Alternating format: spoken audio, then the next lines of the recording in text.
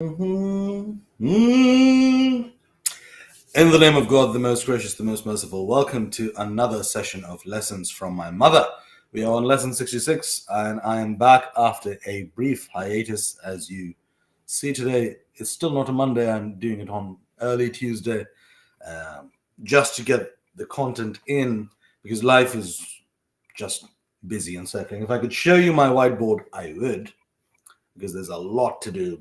And I'm grateful because I always value a busy day over an idle one. Always. I always um, celebrate and enjoy things to do, because there have been times in my life where I haven't had enough to do, or I'm just looking to find something in terms of work, and, and coming up short.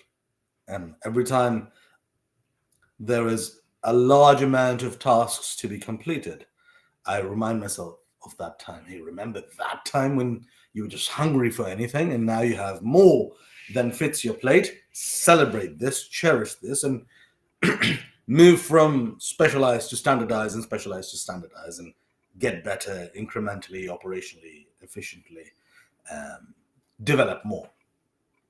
So today's lesson is about reading road signs in the car. It's lesson number 66. We are plodding along. I suppose I have around 15, 20 lessons of my own left, and then I have to interview a couple of friends of mine who I've spoken to, some I have to speak to, and they're going to share their lessons, and then we'll be done with this series and hopefully turn it into a book. Um, Hopefully next year. So reading road signs in the car is something that my mum's been saying since I recall, at the age of 3, 4. Um, and growing up with two older brothers and one younger brother, you can imagine, if my father's driving the car, my mum's in the passenger seat, what are three boys doing in the back seat? More often than not, they're fighting. And I love it. I love having grown up with three brothers. I love every moment of it. I love the fights. I love the screams. I love the ego battles. I love the contestation. I really enjoy it. Um, but as a parent, especially when your husband's driving and he needs to focus on the road, and there are 1,000 things happening on the road, as we know, and he's driving and he's concentrating, and that thing is distracting you. What can you do as a mother? How many times can you scream? How many times can you throw a piece of chocolate? How many times can you scold? So my mom, in her infinite wisdom, came up with this training of getting all the kids focused on the road, all sides of the road. So if my father was driving through the city or any other city, which was most of the times, she would instruct us to read the road signs and read them out loud and try to remember them. So I'd be sitting in the middle because I was the youngest, before my younger brother was born. Even after he was born, he used to be in the front seat. And my brothers would be on the other side, and would be like, oh, blah, blah, blah, electric. Oh, blah, blah, blah, mechanic. Oh, blah, blah, blah, this. And we'd be saying it out loud. And then after a while, she'd make us remember it. Like, I remember one time I pointed out an electrician's store. Couple of minutes down, a few others came. And then when the fifth one came, she said, do you remember all of them? Uh, yes, I do.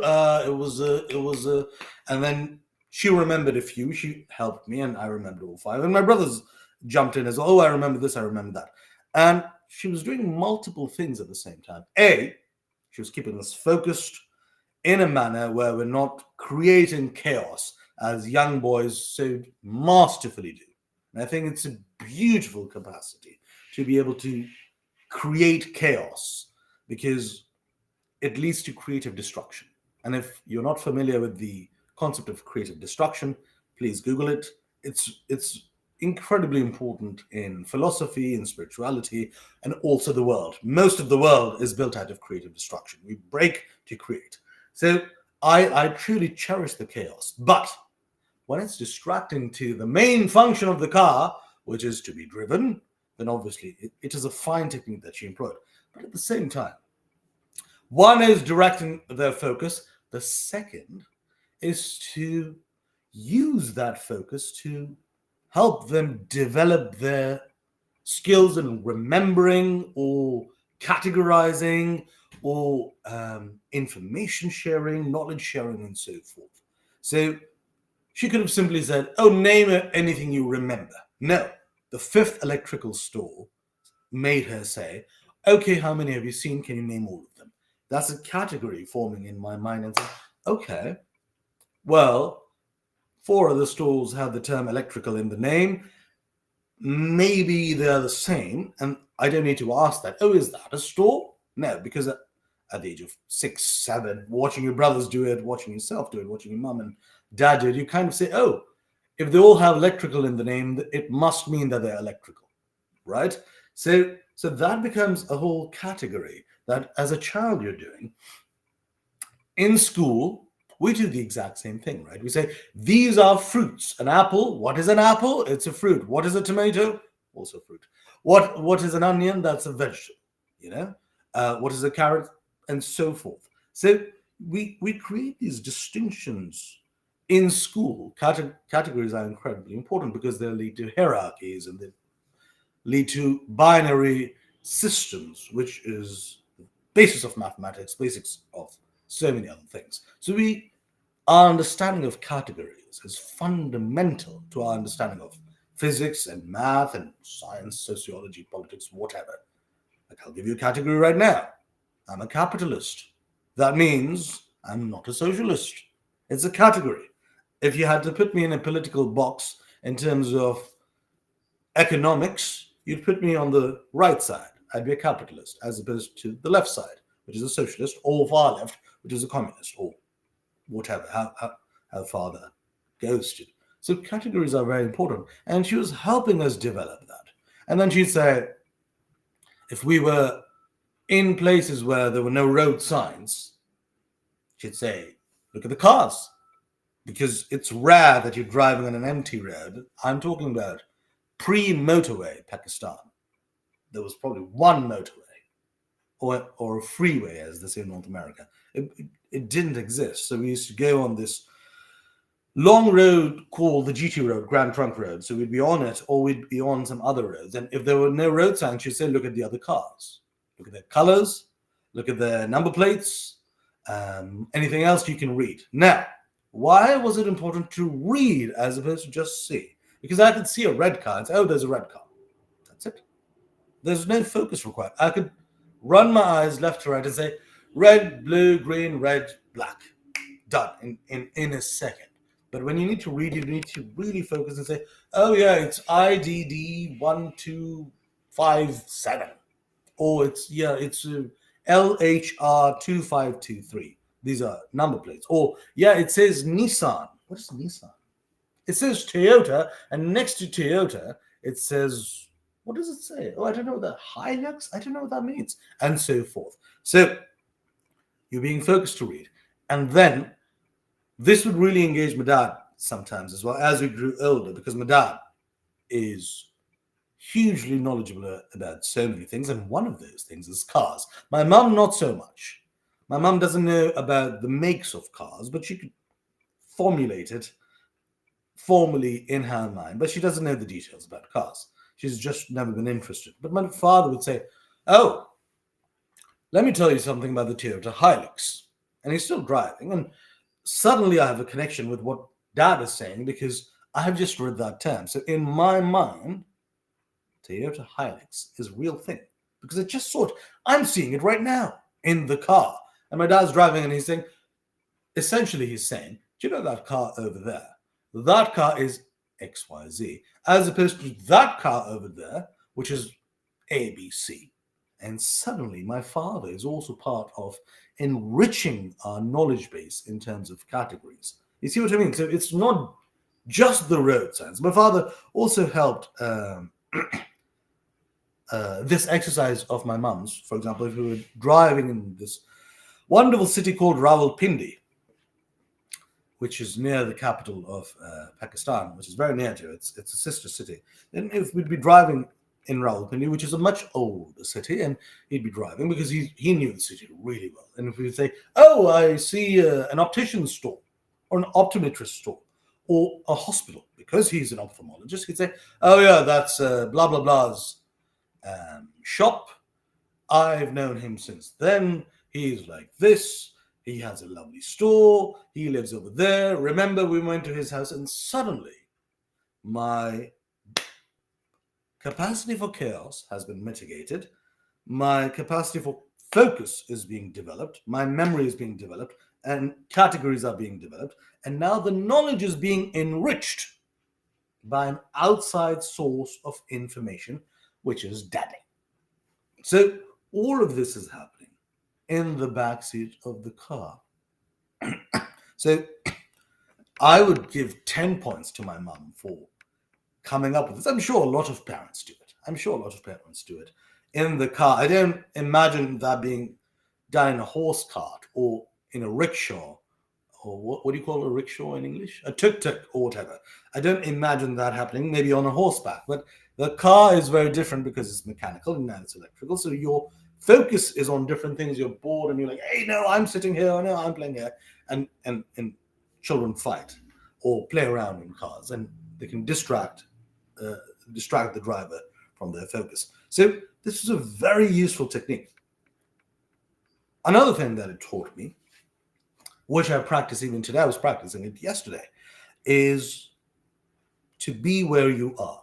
And I have to preface this by saying, this was in the 90s.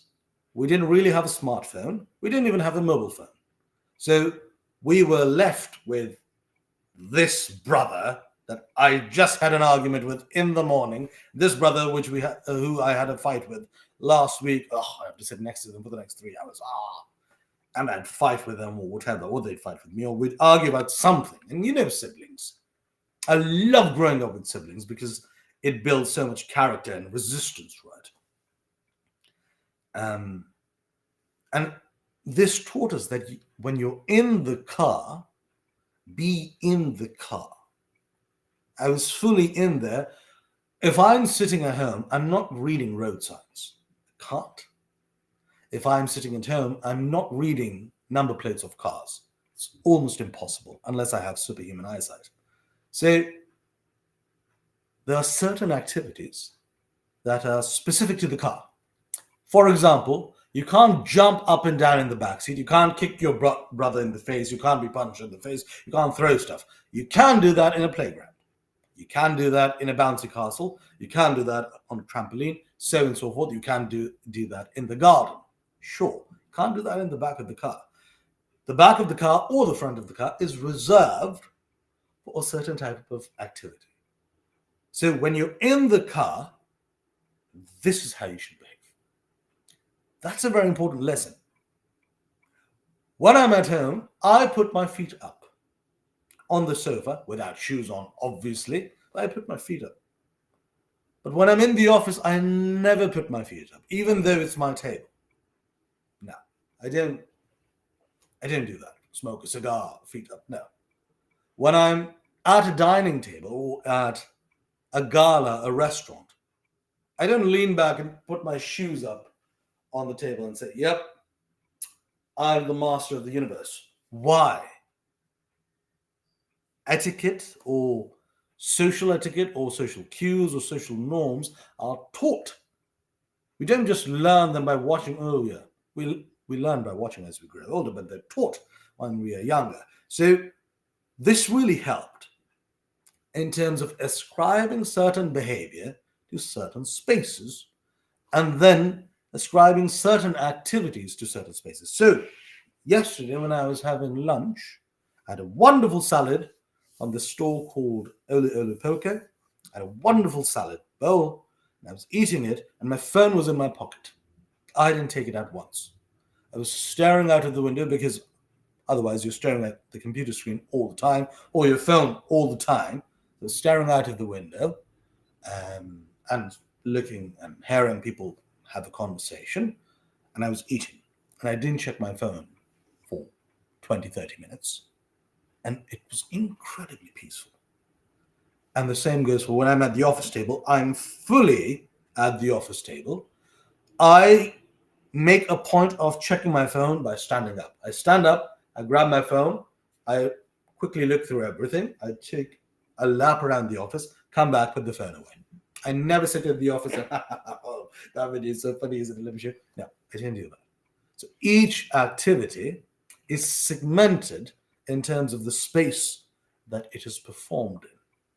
And that too comes from this lesson. There are things you do in the car which you can't do in the plane, for example.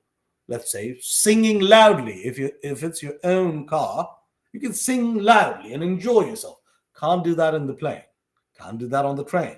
Can't do that on the bus. Can't do that on the ship / ferry. So there are certain activities that are limited in spaces. And to educate a child on that, without it causing a huge ruckus, and multiple children, because I had two older brothers, all of us were under the age of 10 at that time. So to be able to do so without it causing a lot of chaos is masterful. I applaud my mum for so many things, but this has to be one of the top 10. Because imagine doing this. You're holding a newborn baby. Let's say my younger brother was a year, and I was 6, and my elder brother was 10. Eldest brother was 10, and the second one was 9, right? And we're all full of energy and all ready to fight and play and throw things. And then she says, What's on the roadside? Read that. Read it. All of you read it. Let's see who reads it fastest. Let's see who remembers it. And all of a sudden, the competitive juices are flowing. We're all focused. And I say, did you see that red car? What was the number plate? Oh, you don't remember? See that one. How many do you remember? And then we play with each other. Oh, do you remember that one? Oh, I remember that one. Oh. But that, as I mentioned, that also developed my capacity to focus, to prioritize, to be enriched by knowledge, and then to be in the moment. Like, for example, right now, I'm doing a live stream. I'm not checking my phone. I'm not eating something. I'm not drinking something. I'm not speaking to other people. My full focus is here. When I'm speaking to somebody on the phone, I switch my TV off. I don't look at my laptop unless it's necessary, like if I'm checking a flight or whatever. I'm fully focused, even if it's an audio call. If it's a video call, it's even 10 times more focus. But if it's an audio call, I'm fully focused.